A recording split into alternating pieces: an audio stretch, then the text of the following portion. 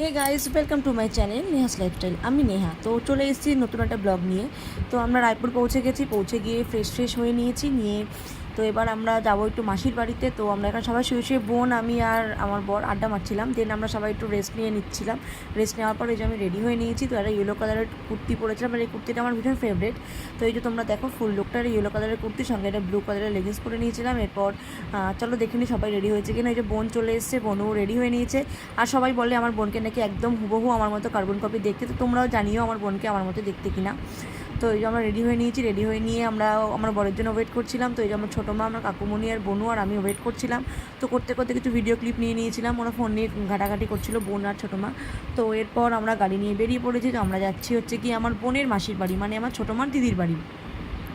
তো বোনের যেহেতু মাসি, সেহেতু আমারও মাসি হয়। তো আমরা যাচ্ছি মাসির বাড়িতে। মাসির বাড়ি বেশি দূর না, রায়পুরেই মানে পাশে, 15-20 মিনিট লাগে যেতে। তো এই যে আমরা পৌঁছে গেছি। এই যে দিদাও এখানে রয়েছে, এই যে মাসি, এই যে বড় মাসি, এটা মাসি, মেশো, সবাই মিলে আমরা বসে আড্ডা মারছিলাম, গল্প করছিলাম।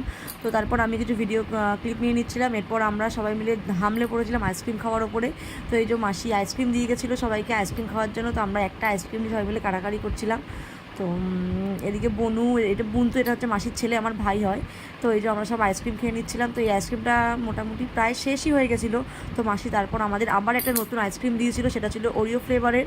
আর ওরিও ফ্লেভারের আইসক্রিমটা আমার বেশ প্রিয়, আমার বোনেরও খুব প্রিয়। তো এই চকলেটটা শেষ করার পর আমরা এবার চলে যাব ওরিও আইসক্রিমটা খেতে। তো আইসক্রিমটা নিয়ে অলরেডি কাড়াকাড়ি শুরু হয়ে গেছিলো। বোন তো ওয়েট করতে না পেরে প্যাকেট থেকেই খাওয়া শুরু করে দিয়েছিলো। দেন আমি প্যাকেট থেকে বার করে এটাকে এই ডাব্বাটার মধ্যে ঢেলে তারপরে আমরা 4 জন মিলে আইসক্রিম নিয়ে কাড়াকাড়ি করছিলাম।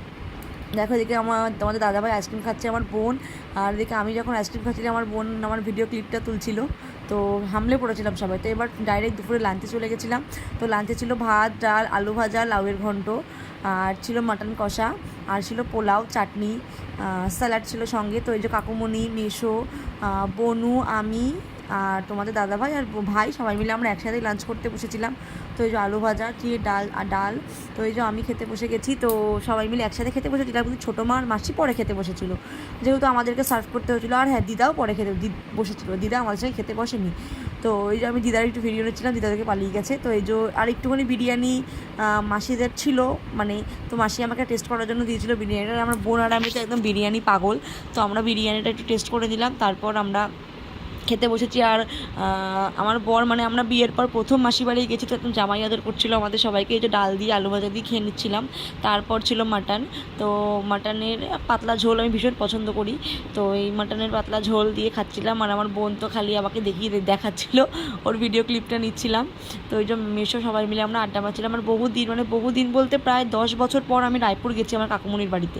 তো তারপর খাওয়া দাওয়া হয়ে যাওয়ার পর আমরা সবাই মিলে আড্ডা মারছিলাম, একটু গল্প করছিলাম। তারপরে চলে এসেছিলো আমাদের আইসক্রিম।